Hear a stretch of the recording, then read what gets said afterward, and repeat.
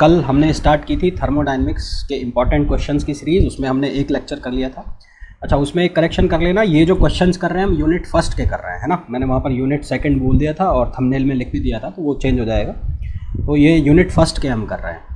और दूसरी बात, जिन लोगों की यूनिवर्सिटी में यूनिट फर्स्ट में लगता है वो यूनिट फर्स्ट के अकॉर्डिंग देख लेना, जिसके यूनिट सेकंड में लगता है यूनिट सेकंड में देख लेना। बाकी यूनिट का ही चक्कर है, बाकी तो क्वेश्चन तो वही रहेंगे, वो चेंज होने वाले नहीं है। तो आज कुछ और क्वेश्चंस ले लेते हैं। तो ये जो अब यूनिट फर्स्ट हम कर रहे हैं, इस यूनिट फर्स्ट के हम एक दो लेक्चर और करेंगे, एक ऑलरेडी कर चुके हैं, इसके अलावा 2 लेक्चर इसके और करेंगे। फिर हम बात करेंगे किसकी, यूनिट सेकंड की, है ना। तो पहला क्वेश्चन आज क्या, तो आज का जो फर्स्ट क्वेश्चन है वो क्वेश्चन क्या है, सिद्ध कीजिए, यानी कि प्रूव दैट क्या सिद्ध करना है। जो एच मतलब enthalpy, Gibbs function minus T del G upon del T P बराबर minus T square del upon del T, और यहाँ आएगा जी बाई टी, और ये किस पर है, ये है कांस्टेंट प्रेशर पर। यहाँ पर कांस्टेंट प्रेशर है, जी गिब्स फलन है और टी टेम्परेचर है। ये क्वेश्चन कहाँ पे पूछा गया है, ये ब्रिज यूनिवर्सिटी में पूछा गया है ना, ब्रिज यूनिवर्सिटी। और कब पूछा गया है, 2019 में पूछा गया है ब्रिज यूनिवर्सिटी में। ठीक है, तो कैसे करेंगे इसको करने के लिए देखो यहाँ पर क्या क्या चीज़ें हैं, एक तो गिब्स है और एक एंथैल्पी है। तो ये 2 चीज़ों की तो हमें रिक्वायरमेंट होनी है। तो गिब्स फंक्शन क्या होता है, सबसे पहले तो वी नो दैट जो गिब्स फंक्शन होता है, गिब्स फंक्शन जो होता है उसको आप क्या लिखते हो, g equals to H minus T S, ये लिखते हो। इसको लिख दिया इक्वेशन फर्स्ट। फिर आप जानते हो कि एंथैल्पी क्या होती है, एंथैल्पी होती है u प्लस पी वी। ठीक है, तो एंथैल्पी जो होती है u प्लस क्या होती है, पी वी। इसको लिख दिया आपने इक्वेशन सेकंड। तो इक्वेशन फर्स्ट और सेकंड को हम क्या कर देंगे, कंबाइंड कर देंगे। तो combined equation first and second. तो फर्स्ट एंड सेकंड इक्वेशन को आप कंबाइंड कर दोगे तो क्या लिखा जाएगा, g इक्वल्स टू एच की जगह क्या आ जाएगा, u plus P V minus क्या आ जाएगा, टी एस आ जाएगा। अब क्या करोगे, इस जो इक्वेशन बनी है इसको आप डिफरेंशिएट कर दोगे, पार्शियली डिफरेंशिएट। तो डिफरेंशिएट अबव इक्वेशन पार्शियली। तो ये जो इक्वेशन बनी है इसको आप पार्शियली डिफरेंशिएट कर दोगे तो क्या लिखा जाएगा, D G equals to D U plus P D V plus V D P minus T D S minus S D T. अब पार्शियली डिफरेंशिएशन करना आता होगा, अगर ये भी नहीं आता तो फिर कोई मतलब नहीं है एग्ज़ाम का। उसके बाद हमें पता है फर्स्ट लॉ ऑफ थर्मोडायनेमिक्स। तो from first law of thermodynamics, first law of thermodynamics. तो फर्स्ट लॉ ऑफ थर्मोडायनेमिक्स कहता है कि Q जो है वो बराबर है U प्लस पी वी के, U प्लस पी वी, है ना। Q बराबर है U प्लस पी वी। और इसको हम क्या लिख सकते हैं, इसको लिख सकते हैं डेल Q, अगर डिफरेंशिएट करते तो डी यू प्लस इसको हम लिखते हैं पी डी वी से। ये फर्स्ट लॉ से आता है। और सेकेंड लॉ ऑफ थर्मोडायनेमिक्स जो है, सेकेंड लॉ कहता है कि डेल Q जो है वो बराबर होता है टी डी एस के। तो यदि इन दोनों को कंबाइन कर दें तो यहाँ से लिखा जाएगा टी डी एस बराबर D U plus P D V, ये लिखा जाएगा। ठीक है, तो ये जो इक्वेशन है इसको इक्वेशन में नंबर 3 दे देता हूँ और ये इक्वेशन को नंबर देता हूँ 4। तो यहाँ पर लिखा है D U plus P D V. तो इस D U plus P D V को यहाँ से रिप्लेस कर दो, इससे टी डी एस से। तो 3 और 4 में क्या चेंज आएगा, D U plus P D V को क्या लिख दोगे, टी डी एस। तो नेक्स्ट पेज पर चलें तो क्या बनेगा, D U plus P D V को क्या लिख दिया, T D S plus V D P minus क्या है, T D S minus S T D, T D S minus S D T. तो देखो क्या कटा, ये टी डी एस से टी डी एस ख़त्म। तो डी जी बराबर क्या हो गया, ये हो गया V D P minus S D T, ये हो गया। अब हम क्या कर रहे हैं, मान लेते हैं कि जो प्रेशर है वो कांस्टेंट है। तो एट कांस्टेंट प्रेशर, तो कांस्टेंट प्रेशर के ऊपर क्या होगा, ये जो चीज़ होगी डीपी, ये क्या हो जाएगी, 0। तो कांस्टेंट प्रेशर के ऊपर वीडीपी हो जाएगा 0। तो क्या बचेगा, हमारे पास बचेगा D G equals to minus S D T. तो यानी कि यहाँ से मैं लिख सकता हूँ dg/dt, और ये किस पर लिख रहा हूँ मैं, कांस्टेंट प्रेशर पर। ये बराबर हो गया -s के, और इसको लिखा है मैंने इक्वेशन नंबर 5। ठीक है, कौन सी इक्वेशन लिख दिया, 5। तो ये जो s की वैल्यू आई है इसको उठा कर हम रख देंगे कहाँ पर, ये जो इक्वेशन फर्स्ट है इसके अंदर। तो ये 5 से ये वैल्यू को उठाकर हम कहाँ ले जाएंगे, 1 में।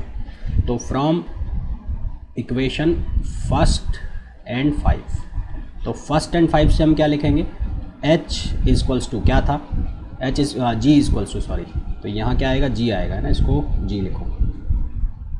क्या लिखोगे, g equals to h minus T S.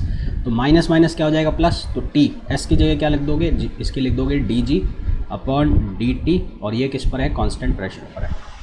ठीक है, किस पर है, कांस्टेंट प्रेशर पर है। ठीक है, यहाँ तक बात समझ में आ गई। अब देखो, अब क्या करोगे, इसको करोगे ट्रांसपोज यानी कि पक्षांतरण। तो h बराबर g माइनस टी dg/dt और p। अब h इसको t स्क्वायर से ऊपर मल्टीप्लाई कर दिया, t स्क्वायर से नीचे g, यहाँ पर t से मल्टीप्लाई कर दिया और नीचे t से मल्टीप्लाई कर दिया। ये क्या बना, dg/dt, और ये कांस्टेंट प्रेशर पर है। पूरी इक्वेशन में से कॉमन निकाल लिया -t स्क्वायर को, तो यहाँ क्या रह जाएगा, -g/t स्क्वायर, ये क्या बनेगा, +1/t dg/dt, और ये कांस्टेंट प्रेशर पर। तो इसका एक पार्ट जो हमसे पूछा है वो कौन सा पूछा था, g माइनस टी dg/dp, ये वाला तो यहीं पर आ गया, ये तो यहीं प्रूव हो गया, ये तो यहीं प्रूव हो गया।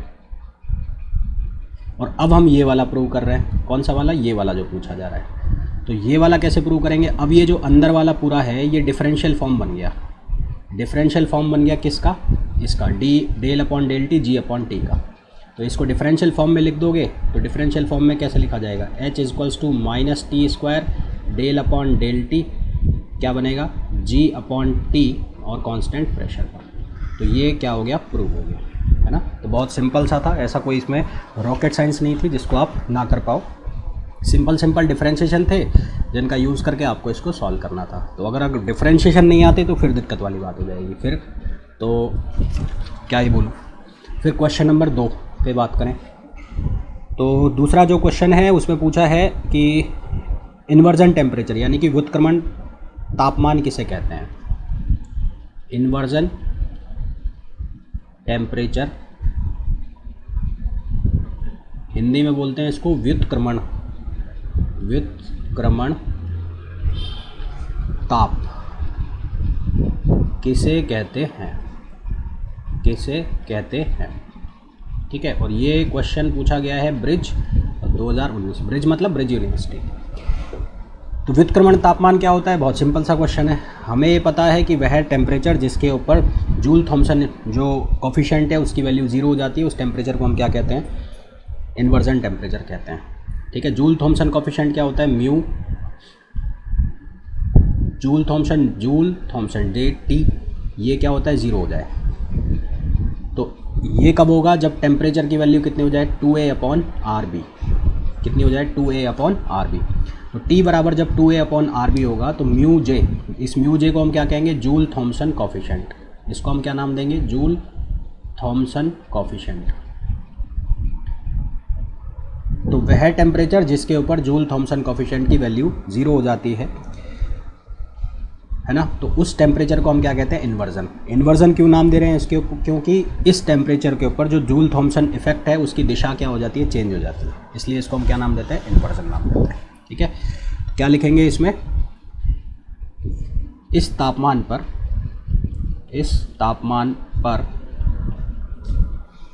गैस को पोरस प्लग को हिंदी में कहेंगे सरंध्र डॉट से पास कराने पर म्यू की वैल्यू कितनी आती है, 0 आती है। म्यू बराबर कितना आता है, 0 आता है। म्यू का मतलब क्या है, म्यू का मतलब है जूल थॉमसन कोफिशिएंट। और क्योंकि इस टेम्परेचर पर जूल थॉमसन जो इफेक्ट होता है उसकी डायरेक्शन चेंज हो जाती है, क्योंकि इस टेम्परेचर पर जूल थॉमसन इफेक्ट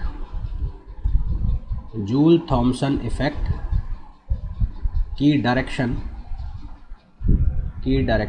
चेंज हो जाती है, इसलिए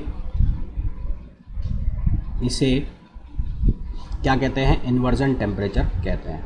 इसलिए इसे इन्वर्जन टेम्परेचर कहते हैं। ठीक है, बहुत सिंपल सा क्वेश्चन था, ऐसा कोई बहुत भारी वाली चीज़ ये नहीं थी, आराम से इसको कर सकते हो और आराम से भी अभी भी करके जा सकते हो अगर आपने कुछ भी नहीं पढ़ा है तो। फिर एक और क्वेश्चन ले लेते हैं।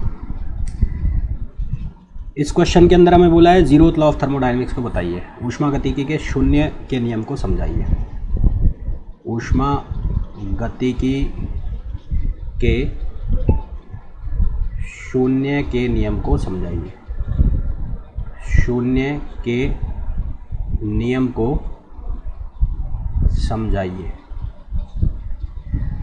इंग्लिश में लिखोगे explain zeroth law of thermodynamics. Explain zeroth law of thermodynamics. तो थर्मोडायनेमिक्स का जीरोथ लॉ आपको समझाना है। कैसे समझाओगे? पूछा कब गया है? 2019 में। कहाँ पूछा है? ब्रिज यूनिवर्सिटी में। ठीक है, तो मैं 2019 वाले इसलिए ले रहा हूँ क्योंकि उनके उन्हें आने के चांसेस ज़्यादा हैं। इसके अलावा 2018 वाले भी लेंगे, 2018 या 20 वाले भी पहले, पर कवर कर ले हम 2019 वाले। तो जीरोथ लॉ ऑफ थर्मोडायनेमिक्स क्या होता है? इसके लिए हम कोई 3 सिस्टम ले लेते हैं। एक सिस्टम ले लिया हमने ए, एक ले लिया कोई बी और एक ले लिया कोई सी। ए, बी और सी। इसके टेम्परेचर को मैंने बोल दिया TA, इसके टेम्परेचर को बोल दिया TB और इसके टेम्परेचर को बोल दिया TC। इसके अलावा एक चीज़ और होती है, क्या होता है? Beta parameter. तो इसका बीटा पैरामीटर को बोल दिया मैंने बीटा A, इसके बीटा पैरामीटर को बोल दिया बीटा B और इसके बीटा पैरामीटर को बोल दिया बीटा C। हम किसको कांटेक्ट में लाए? सबसे पहले हम कांटेक्ट में लाए A को और B को।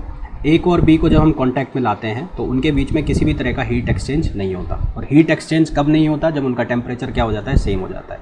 यानी कि TA बराबर क्या हो जाएगा? TB, मतलब बीटा A बराबर क्या हो जाएगा? Beta B। ठीक है, तो हमारे पास 3 सिस्टम है, तो हम 3 निकाय लेते हैं। 3 सिस्टम, इसको निकाय बोलते हैं हिंदी में। A, B एंड C लेते हैं। सबसे पहले A को B के कांटेक्ट में लाते हैं, B के थर्मल कांटेक्ट में लाते हैं, है ना। थर्मल कांटेक्ट में लाते हैं। तो थर्मल कांटेक्ट में लाते हैं। ये ऐसा कोई चक्कर नहीं है कि A को B के में लाओगे। आप चाहो तो B को C में ले आओ या C को A में ले आओ, ये आपके ऊपर डिपेंड करता है, पर लाने कोई दो है। तो इनके बीच में कोई हीट एक्सचेंज नहीं होता। तो इनके मध्य हीट एक्सचेंज नहीं होती, ऊष्मा विनिमय नहीं होता, हीट एक्सचेंज नहीं होती। और हीट एक्सचेंज कब नहीं होगी? जब दोनों का टेम्परेचर क्या होगा? बराबर होगा। इसका मतलब बीटा A बराबर क्या हो जाएगा? बीटा B, या हम लिख सकते हैं TA बराबर क्या होगा? TB होगा। इसके बाद हम A और C को कांटेक्ट में लाते हैं। इसके बाद A व C को थर्मल कांटेक्ट में लाते हैं। और इनको थर्मल कांटेक्ट में लाते हैं तो इनके बीच में भी कोई हीट का एक्सचेंज नहीं होता और इनके मध्य भी हीट एक्सचेंज नहीं होती।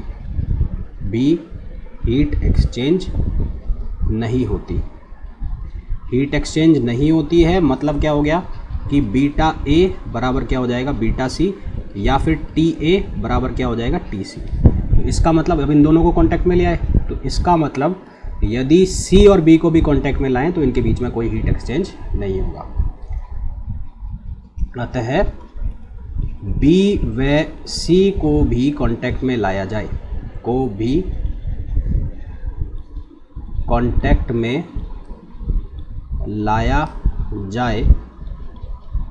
तो इनके मध्य भी हीट एक्सचेंज नहीं होगा।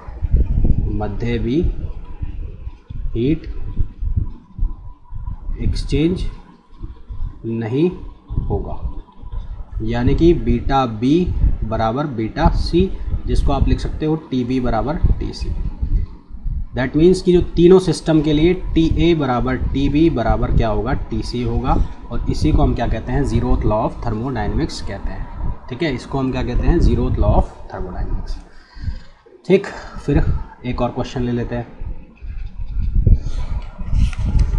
क्वेश्चन क्या है, क्वेश्चन है कि मैक्सवेल का जो सेकंड इक्वेशन है उसको सिद्ध कीजिए और इसकी हेल्प से क्लासियस क्लैपेरॉन समीकरण स्थापित कीजिए। क्वेश्चन में लिख देता हूँ, मैक्सवेल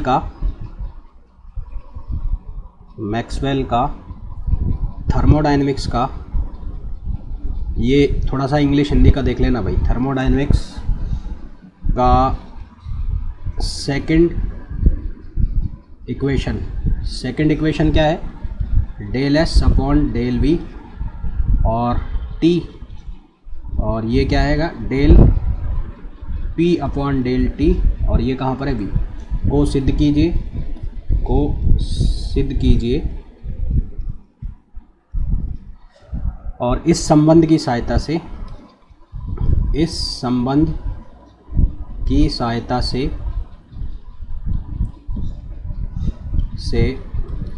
क्लासियस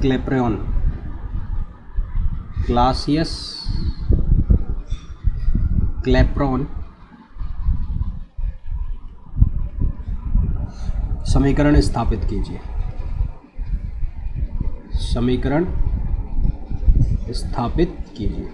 देखो अभी जो ये क्वेश्चन बन रहे हैं जल्दबाजी में बन रहे हैं, तो इनके इतने लेक्चर आ नहीं पाएंगे।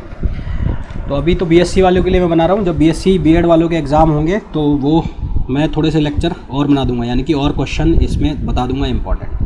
तो अभी इतना टाइम है नहीं कि इतने ज़्यादा मैं आपको बता पाऊँ, आपके पास भी नहीं और मेरे पास भी नहीं। तो इसको सॉल्व कर लेते हैं। और ये कहाँ पूछा गया है, ये पूछा गया है शेखावटी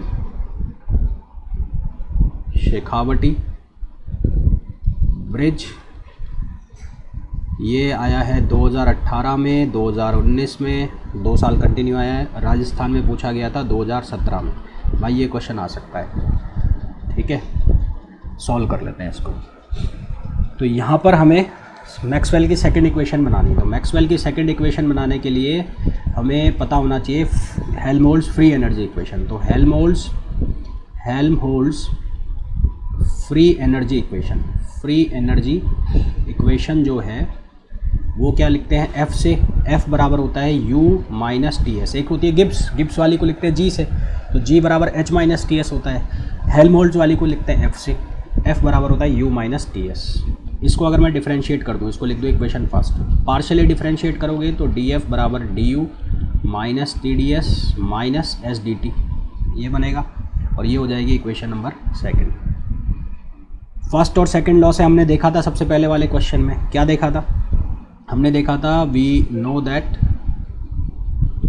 हम ये जानते हैं कि जो D U plus P D V है वो बराबर होता है टी डी एस के। तो यहाँ से डी यू की वैल्यू को हम किसके बराबर लिख सकते हैं, T D S minus V D P के, T D S minus P D V. और ये हो गई इक्वेशन थर्ड। तो देखो यहाँ क्या लिखा हुआ है, डी यू, तो ये डी यू को रखो यहाँ पर उठाकर, तो ये डी यू को वैल्यू को यहाँ पर भेजोगे 3 से 2 में, तो 3 से 2 में भेजोगे तो क्या लिखा जाएगा, तो डी एफ क्या लिखा जाएगा, डी यू की वैल्यू को भेज दो, T D S minus P D V, यहाँ क्या लिखा हुआ है minus T D S minus S D T. तो क्या कटा, टी डी एस से टी डी एस कट गया, टी डी एस से टी डी एस कट गया, तो इक्वेशन बची डी एफ बराबर माइनस पी डी वी और माइनस एस डी टी। इसको लिखा मैंने इक्वेशन नंबर 4। सबसे पहले मान लेते हैं कि कांस्टेंट है वॉल्यूम, तो एट कांस्टेंट वॉल्यूम, तो कांस्टेंट वॉल्यूम पर क्या होगा, डी वी जो होगा वो जीरो हो जाएगा, डी वी जीरो हो जाएगा तो क्या बनेगा, डी एफ बराबर माइनस एस डी टी। तो इसको हम क्या लिख देंगे, D F upon D T.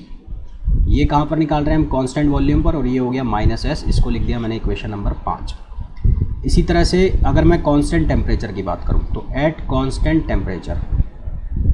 Constant temperature पर डी टी जो है उसकी वैल्यू हो जाएगी 0। तो इस इक्वेशन को कैसे लिखोगे, D F equals to minus P D V. तो यहाँ से क्या बनेगा, D F upon D V और इसको लिख रहे हो कांस्टेंट टेम्परेचर पर, ये किसकी वैल्यू हो गई -P की, और इसको लिख दिया इक्वेशन 6। इसको क्या लिख दिया, इक्वेशन 6। ठीक है, बनाना क्या है तुम्हें बनाना है ds/dv। तो ये जो पांचवी इक्वेशन है इसको तो v के रेस्पेक्ट में कर दो, और जो छठी इक्वेशन है इसको t के रेस्पेक्ट में क्या कर दो, डिफरेंशिएट कर दो। तो इक्वेशन 5 जो है उसको तो डिफरेंशिएट करो किसके रेस्पेक्ट में, dv के रेस्पेक्ट में, को dv के रेस्पेक्ट में, dv नहीं लिखूंगा, v के रेस्पेक्ट में, v के रेस्पेक्ट में डिफरेंशिएट करने पर, डिफरेंशिएट करने पर, डिफरेंशिएट मतलब अवकलन, क्या लिखा जाएगा, यहाँ लिखा जाएगा, ये लिखा हुआ है ds/dv, तो ds/dv माइनस यहाँ ले लूँ, और इसको पूरे को v के रेस्पेक्ट में करना है तो d/dv, ठीक है, df/dt, df/dt v, और ये जो पूरा है इसके लिए हमने टेम्परेचर को क्या रखा हुआ है, कांस्टेंट, तो ये किस पर आ गया, कांस्टेंट टेम्परेचर पर। इसी तरह से ये वाली जो इक्वेशन है 6, इसको डिफरेंशिएट कर दो टेम्परेचर के रेस्पेक्ट में, तो इक्वेशन 6 को टेम्परेचर के रेस्पेक्ट में, टेम्परेचर के रेस्पेक्ट में डिफरेंशिएट करने पर, डिफरेंशिएट करने पर क्या लिखा जाएगा, dp/dt।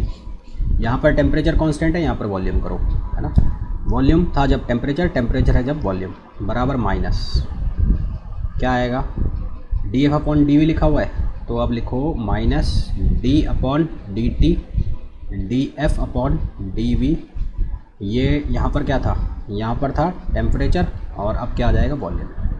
तो ये इसका जो डिफरेंशिएशन है, पूरा जो डिफरेंशिएशन है और इसका दोनों सेम आएंगे, तो इन दोनों इक्वेशन को, इसको नंबर डाल दो 7, तो इसको डाल दो 8, यानी कि ये दोनों सेम रिजल्ट दे रही है, सेम रिजल्ट दे रही है, तो फ्रॉम 7 एंड 8, तो 7 और 8 से क्या लिख सकते हो, आप लिख सकते हो ds/dv, ये कहाँ पर है, कांस्टेंट टेम्परेचर पर, बराबर हो गया dp/dt, ये कहाँ पर हो गया, कांस्टेंट वॉल्यूम पर हो गया। और ये कौन सी इक्वेशन आ गई, मैक्सवेल की सेकंड इक्वेशन। ठीक है, कौन सी इक्वेशन आ गई, मैक्सवेल की सेकंड इक्वेशन। अब इससे हमें क्या प्रूव करना है, इससे हमें प्रूव करना है क्लैसियस-क्लैपेरॉन इक्वेशन।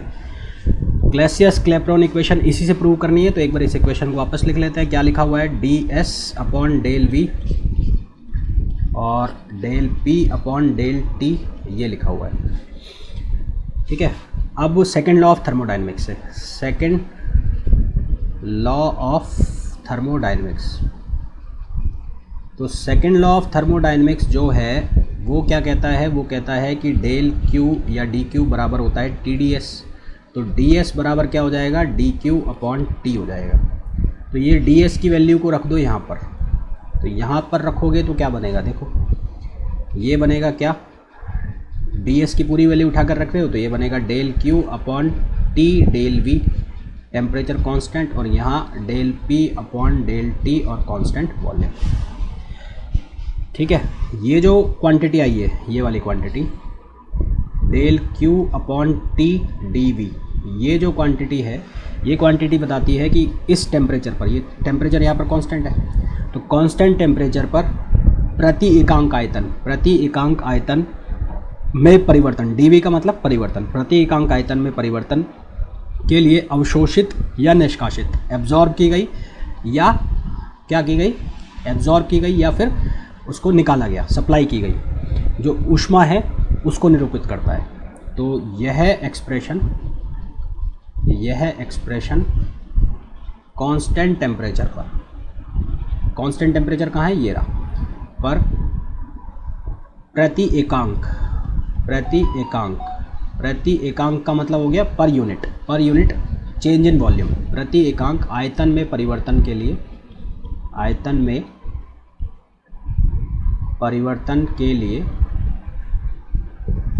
के लिए अवशोषित या निष्कासित, एब्जॉर्ब या रिलीज्ड, अवशोषित या निष्कासित